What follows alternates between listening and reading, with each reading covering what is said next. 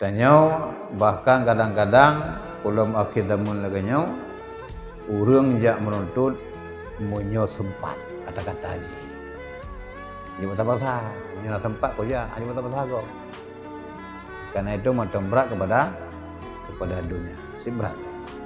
Untuk upah macam itu untuk gelah farduin macam itu belum selesai. Kadang-kadang bengeh dulu bekas kan. Lagi buah Nabi lagi ada cerita orang yang lain.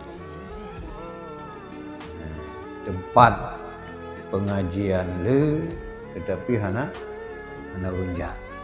Jadi nali waktu jalan laut berjih kekalan urumano sibjai ayat Quran payuk-payuk menulis baun kurma musocok tak sepermuna.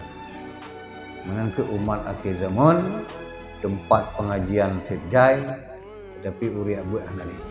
Tempat ramai warung-warung mall, okay? Dan pada tempat keramaian-keramaian lain.